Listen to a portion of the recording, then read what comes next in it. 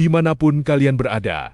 Bagaimana kabarnya? Kembali lagi bersama saya, Silence Review, pengangguran Lord Antartika. Untuk kali ini, saya akan merangkum sebuah film thriller aksi yang sangat menarik untuk kita bahas. Film ini dipenuhi ketegangan, amarah, dan dendam yang membuat setiap adegannya terasa intens dan menegangkan. Judul filmnya adalah The Man from Nowhere. Dan saya pastikan, film ini bukan hanya menyajikan aksi yang brutal dan menegangkan, tetapi juga memiliki alur cerita yang mampu membuat kita terus penasaran hingga akhir film. Jadi, pastikan kalian menonton video ini sampai selesai. Tidak ada salahnya jika kalian meluangkan waktu sedikit untuk memencet tombol like, subscribe, dan komen. Dikarenakan Mimin belum monetisasi karena jam tayang dan subscribe Mimin masih kurang. Langsung saja kita ke alur ceritanya. Dan selamat menonton.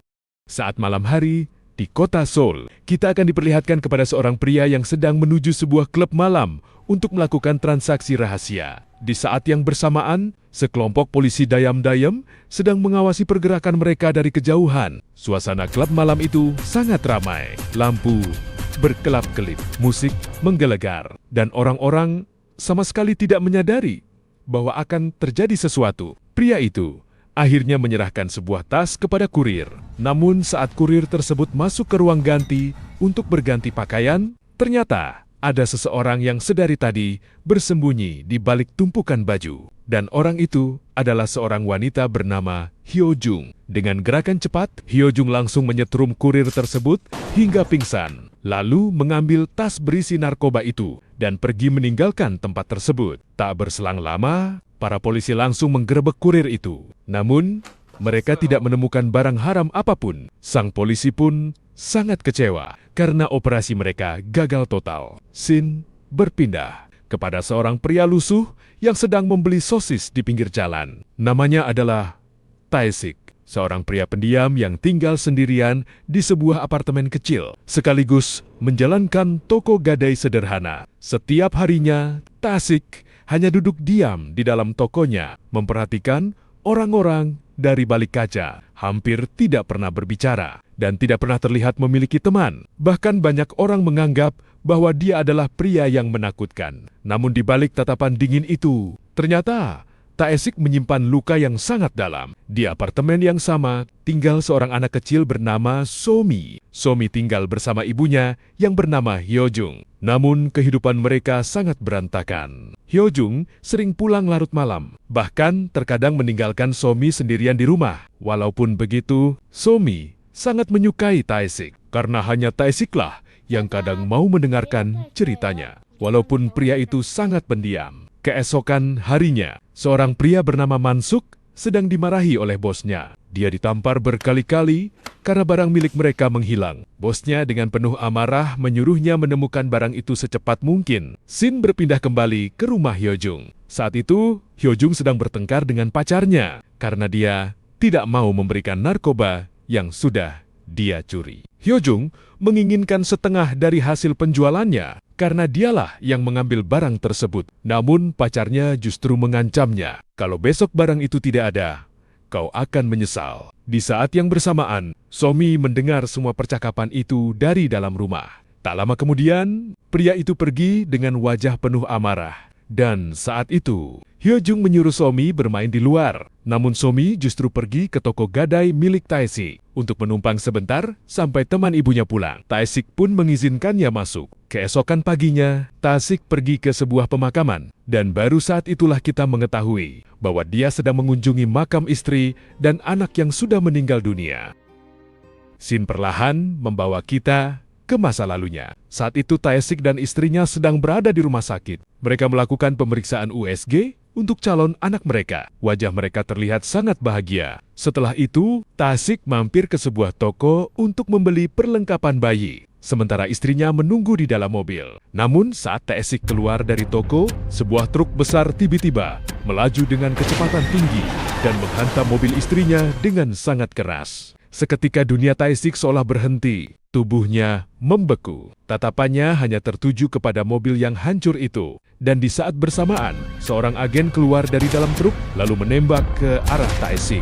Namun bahkan saat peluru mengarah kepadanya, pandangan Taesik tetap tidak berpindah dari mobil istrinya. Karena yang dia lihat hanyalah darah yang mulai mengalir dari dalam mobil tersebut. Tak lama kemudian, rekan tim Taesik datang dan menembak agen itu. Namun semuanya sudah terlambat. Taesik dan menangis histeris saat melihat istri serta anak yang belum lahir telah pergi untuk selamanya. Sejak hari itu, Taesik berubah menjadi pria pendiam dan menutup diri dari dunia. Dan saat dalam perjalanan pulang, Taesik tidak sengaja melihat Somi sedang dimarahi oleh guru dan polisi karena ketahuan mengambil tas milik teman sekolahnya. Polisi itu pun bertanya, "Di mana orang tuamu?" Somi yang sedari tadi menunduk perlahan mengangkat kepalanya. Dan tanpa sengaja, dia melihat Taesik berdiri tidak jauh dari sana. Dengan tatapan penuh harapan, Somi langsung menunjuk Taesik dan berkata bahwa Taesik adalah ayahnya. Namun saat polisi ingin bertanya, Taesik justru berjalan pergi begitu saja, meninggalkan Somi yang terdiam dengan mata berkaca-kaca. Malam harinya, Taesik sedang berjalan pulang menuju apartemennya. Namun dia bertemu dengan Somi yang juga sedang berjalan sendirian, dengan mata yang mulai menangis. Somi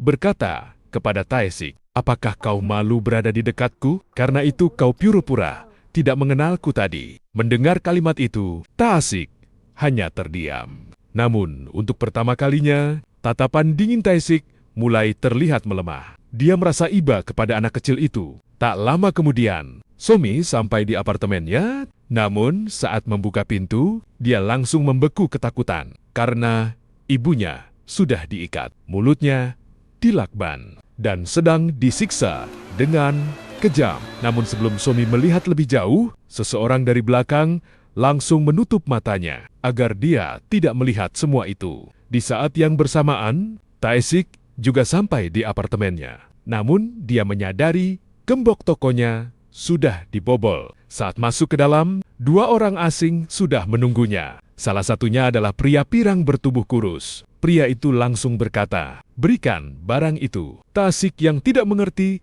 langsung memberikan dompetnya. Namun ternyata itu bukan barang yang mereka cari. Saat pria pirang menodongkan pisau, seketika pisau itu sudah berpindah ke tangan Taesik. Begitu cepat, hingga mereka bahkan tidak sadar. Pria pirang itu langsung ketakutan. Dan saat pria bertubuh besar maju untuk menyerang, tubuhnya langsung dihantam hingga jendela pecah. Melihat situasi itu, pria pirang langsung menelpon bosnya yang sedang menunggu di bawah. Tak lama kemudian, seorang pria berkumis datang dan memberikan telepon kepada Taesik. Saat percakapan berlangsung, Taesik mendengar suara Somi dan ibunya yang sedang disandra. Mendengar itu, tanpa banyak perlawanan, Taesik akhirnya mengambil tas yang pernah digadaikan oleh Hyojung. Dan ternyata, di dalam tas itu terdapat narkoba. Tak lama kemudian, pria berkumis itu tiba-tiba menembak pria bertubuh besar, lalu pergi membawa Somi dan Hyojung. Taesik langsung mengejar mereka. Namun saat dia hampir mendekat, Somi berteriak meminta tolong kepadanya. Sayangnya, Taesik tidak berhasil mengejar mobil mereka. Keesokan harinya, Taesik mendapat perintah untuk mengantarkan sebuah barang. Dengan janji bahwa Somi dan Hyojung akan dibebaskan setelahnya. Taesik pun mengambil barang dari sebuah loker dan membawanya ke sebuah gedung. Namun ternyata dia sedang dijebak oleh Mansuk dan adiknya. Mereka sengaja menyuruh Taesik membawa narkoba itu ke mantan bos besar mereka. Bahkan, mereka juga menelepon polisi agar semua orang di tempat itu ditangkap, termasuk Taesik. Saat sampai di ruangan, Taesik menyerahkan tas tersebut. Namun, bos besar itu langsung marah dan melemparkan narkoba itu ke wajah Taesik. Di saat bersamaan, polisi sudah mengepung gedung. Bos besar itu pun menyuruh anak buahnya menghajar Taesik dan melemparkannya dari gedung. Namun Taesik jatuh tepat di sebuah jaring besar yang menahan tubuhnya. Saat bos besar itu ingin kabur menggunakan mobil, Taesik perlahan bangkit, lalu merobek jaring tersebut menggunakan pisau yang dia sembunyikan di dalam sepatunya. dan mulai mengejar. Namun, saat Kerkoren berlangsung, mobil bos besar itu tidak sengaja menabrak mobil Taesik. Saat Taesik mendekat, dia seketika membeku karena di dalam bagasi mobil terdapat mayat Hyojung. Tubuhnya sudah diambil organ-organnya oleh kakak beradik itu. Seketika amarah Taesik mulai memuncak. Namun, sebelum dia bisa bergerak, polisi datang dan menangkapnya. Saat tiba di kantor polisi, Taesik diinterogasi mengenai mayat Hyojung. Namun dia hanya diam tanpa jawaban. Saat polisi menelusuri identitas Taesik, mereka tidak menemukan data apapun, seolah pria itu tidak pernah ada. Semua polisi mulai bingung. Dan saat Taesik sedang diberi makan, dia mengaku bahwa dirinya kidal. Polisi pun membuka borgolnya, dan disitulah Taesik mulai menunjukkan kemampuan aslinya. Di saat yang bersamaan, Somi diturunkan dari sebuah mobil van dan dijemput oleh seorang nenek yang membawanya ke tempat penampungan anak. Sementara itu, pihak kepolisian akhirnya menemukan informasi rahasia tentang Taesik dan semua orang langsung terkejut karena Taesik ternyata adalah mantan agen khusus militer, sebuah unit rahasia yang sangat ditakuti. Pelatihan mereka sangat brutal dan dirahasiakan. Bahkan, para pelatih yang melatih mereka pun mengaku merinding, karena para agen itu dilatih menjadi mesin pembunuh tanpa belas kasihan. Di sisi lain, Taesik mendatangi sebuah toko penjual ponsel bekas. Saat sampai, dia melemparkan sebuah ponsel ke atas meja, lalu bertanya, "Siapa yang membeli ponsel ini?" Namun sang pemilik toko justru mengejek Taesik. Namun dalam sekejap, Taesik langsung melumpuhkan semua orang di tempat itu dengan keahlian tempurnya. Seketika sang pemilik toko ketakutan dan akhirnya memberikan alamat Mansuk. Tanpa menunggu lama, Taesik langsung pergi ke alamat tersebut. Saat sampai, tanpa dia sadari, dia satu lift dengan Mansuk, pria yang menjadi dalang dari semua kekacauan ini. Saat itu, Taesik pergi mencari pria pirang di toilet. Dan benar saja, pria pirang itu langsung ketakutan saat melihat Taesik. Dia mencoba menusuk Taesik. Namun, dengan mudah, Taesik menghindarinya dan menusuk bahu pria itu sebagai balasan. Saat Taesik menanyakan kemana Somi dibawa, pria itu belum sempat menjawab karena si kumis datang dan langsung menembaki Taesik. Namun semua peluru itu berhasil dihindari. Perkelahian brutal pun dimulai dan lagi-lagi Taesik mendominasi pertarungan tanpa kesulitan berarti. Melihat dirinya tidak mampu menang, si kumis langsung melarikan diri ke tengah kerumunan orang. Saat Taesik ingin menghabisi si kumis, tiba-tiba Mansuk datang dan menghentikan perkelahian itu. Dengan santai, Mansuk memberikan sebuah ponsel kepada Taesik, lalu di saat bersamaan, polisi datang mengepung tempat itu untuk mencari keberadaan Taesik. Melihat kesempatan, Mansuk dan anak buahnya langsung pergi. Namun Taesik tidak tinggal diam, dia langsung mengejar mereka. Dan di saat yang sama, polisi juga ikut mengejar Taesik. Di tengah perjalanan, ponsel yang diberikan Mansuk akhirnya berbunyi. Taesik langsung mengangkatnya dengan nada penuh emosi. Dia bertanya, "Akan kau apakan Somi?" Namun jawaban Mansuk membuat Taesik membeku dengan santai. Mansuk berkata bahwa Somi akan dijual, organ tubuhnya akan diambil, bahkan kornea matanya juga akan dijual. Seketika, Taesik berkata, "Kalau sampai kau menyentuh anak itu, aku akan membunuh kalian semua." Suasana seketika menjadi sangat mencekam, karena untuk pertama kalinya, Taesik benar-benar kehilangan kendali atas amarahnya. Tak lama setelah itu, Taesik pergi ke rumah sahabat lamanya untuk mengobati luka tembaknya. Peluru itu berhasil dikeluarkan, namun luka di tubuh Taesik tidak sebanding dengan luka di dalam hatinya. Keesokan paginya, Taesik berbicara dengan sahabatnya. Dia meminta senjata semi-otomatis dengan magazin berisi lebih dari 10 peluru. Karena kali ini, dia tidak akan menahan diri lagi. Tak berselang lama, Taesik berdiri di depan cermin dan perlahan memotong rambut panjangnya, wajah lusuh, dan pendiam yang selama ini kita lihat perlahan menghilang. Dan yang muncul sekarang adalah sosok agen militer mematikan yang pernah ditakuti banyak orang. Tatapannya tajam, gerakannya cepat, dan tidak ada lagi keraguan di dalam dirinya.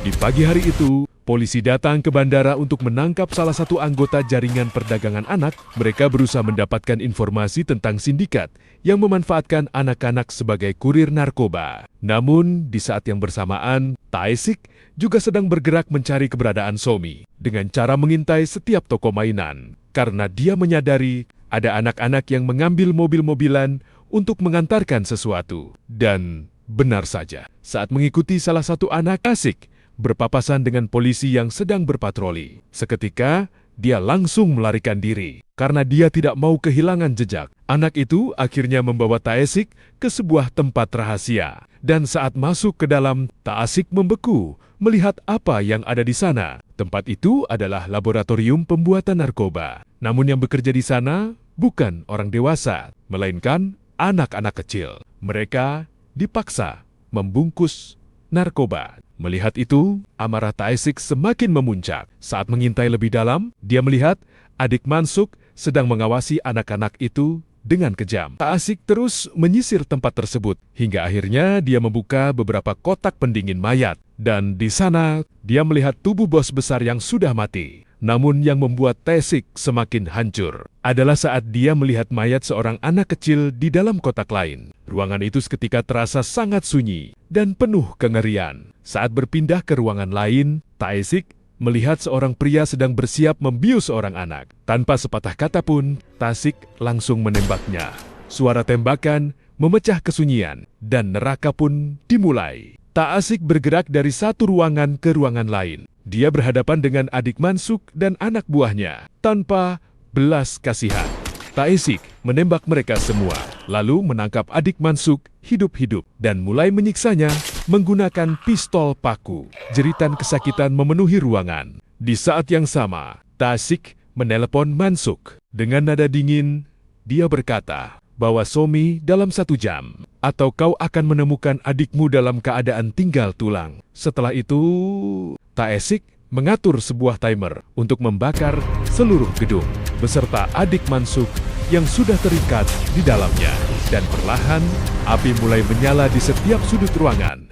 Tae-sik yang berdiri di luar gedung itu perlahan menatap api yang mulai membesar. Namun di tengah kobaran api itu, dia tidak pergi begitu saja. Tae-sik justru menyuruh semua anak-anak yang berada di tempat itu untuk pulang ke rumah mereka. Dengan tatapan dingin, namun penuh kepedulian, Shin berpindah kepada Somi yang sedang berada di sebuah ruangan operasi gelap. Dan di depannya berdiri seorang pria gemuk. Pria itu bersiap mengambil organ tubuh Somi dengan senyum menyeramkan. Pria gemuk itu berkata, "Aku sudah mengambil beberapa organ tubuh ibumu." Namun Somi yang masih polos langsung berkata, "Itu bohong." Di sudut ruangan, si kumis hanya berdiri diam, tatapannya kosong, tanpa mengucapkan sepatah kata pun. Di saat yang bersamaan, polisi mulai melakukan penggerebekan ke rumah nenek yang menampung anak-anak kecil itu. Anak-anak yang selama ini menjadi korban akhirnya mulai diselamatkan. Namun sementara itu, Tae-sik datang sendirian ke tempat persembunyian Mansuk. Dia datang untuk mengakhiri semua kekejaman yang sudah mereka lakukan kepada Hyojung, Somi, dan anak-anak lainnya. Namun saat Tae-sik masuk, sekitar 17 anak buah Mansuk sudah berdiri menunggunya, termasuk si kumis. Mereka semua menatap tajam ke arah Tae-sik. Suasana menjadi sangat sunyi dan menegangkan. Saat percakapan berlangsung, Mansuk melemparkan sebuah wadah kecil ke arah Tae-sik. Dia seketika membeku, karena di dalamnya terdapat 2 bola mata. Seketika amarah Tae-sik meledak, tangannya mulai bergetar menahan emosi. Lalu dengan tatapan yang sangat mengerikan, Tae-sik berkata kepada Mansuk, "Berapa jumlah gigimu? Aku akan mengambil semuanya. Karena aku punya tempat gadai." Dan seketika, tembak-tembakan brutal pun dimulai. Tae-sik bergerak sangat cepat, menembak anak buah Mansuk satu persatu, tanpa memberi kesempatan mereka melawan. Peluru demi peluru mengenai target dengan tepat. Bahkan si kumis pun ditembak tepat di lengannya. Hingga akhirnya, semua anak buah Mansuk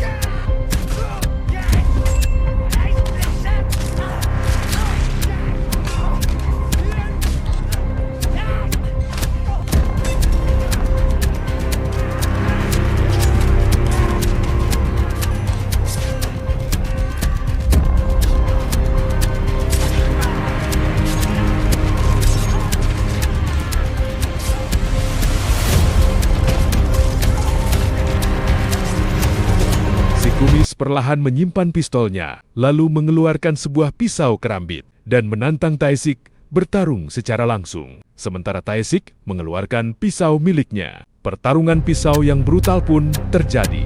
Keduanya saling menyerang dengan cepat. Suara benturan pisau bergema di seluruh ruangan.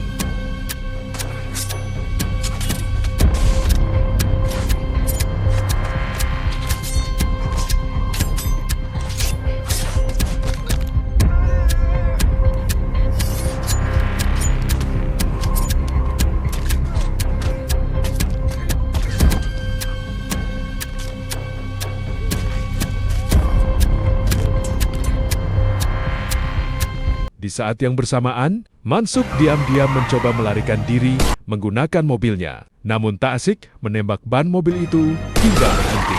Saat Tae-sik mendekat dan menembak kaca mobil, pelurunya memantul. Karena mobil itu anti peluru, Mansuk pun tertawa dengan sombong. Namun yang tidak dia ketahui, Tae-sik memiliki kemampuan menembak yang sangat mematikan. Dengan tenang, Tae-sik mengatur nafasnya, lalu menembakkan peluru tepat di titik lemah kaca anti peluru itu.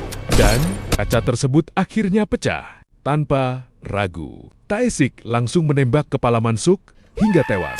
Suasana seketika sunyi. Semua orang yang menghancurkan hidup Somi kini sudah mati. Namun setelah semua berakhir, Tae-sik perlahan mengangkat pistolnya dan mengarahkannya ke kepalanya sendiri. Karena dia merasa sudah tidak ada lagi orang yang dia sayangi di dunia ini. Istri dan anak kandungnya sudah tiada, dan kini dia mengira Somi juga sudah pergi. Namun di saat itulah terdengar suara langkah kecil dari belakang. Somi perlahan berjalan mendekatinya dengan mata berkaca-kaca. Somi berkata, "Paman datang untuk menyelamatkanku." Seketika Tae-sik terdiam, tangannya perlahan turun. Dan untuk pertama kalinya, pria dingin itu menangis. Karena ternyata Somi masih hidup. Tak lama kemudian, polisi datang ke tempat itu dan mulai mengevakuasi semua korban. Sementara Tae-sik akhirnya ditangkap. Namun saat berada di dalam mobil polisi, Tae-sik meminta satu permintaan terakhir. Dia meminta polisi mengizinkannya mengantar Somi membeli tas sekolah dan kebutuhan lainnya sebelum dirinya dipenjara. Polisi pun mengawal mereka dengan ketat. Tae-sik meminta satu pelukan terakhir dari Somi. Somi langsung memeluk Tae-sik dengan erat. Dan Tae-sik hanya bisa menahan tangisnya. Pesan yang bisa kita ambil dari film ini adalah seseorang yang terlihat dingin dan menakutkan belum tentu memiliki hati yang jahat. Karena terkadang orang yang paling pendiam justru menyimpan luka paling dalam. Film ini juga mengajarkan bahwa kasih sayang tidak selalu harus datang dari hubungan darah. Karena Tae-sik yang awalnya tidak peduli pada siapapun, akhirnya rela mengorbankan segalanya demi menyelamatkan Somi. Selain itu, film ini memperlihatkan betapa kejamnya dunia kejahatan, yang bahkan bisa memanfaatkan anak-anak demi uang. Dan yang paling penting, jangan pernah meremehkan seseorang yang kehilangan orang yang sangat dia sayangi, karena rasa kehilangan bisa mengubah seseorang menjadi sosok yang sangat berbahaya.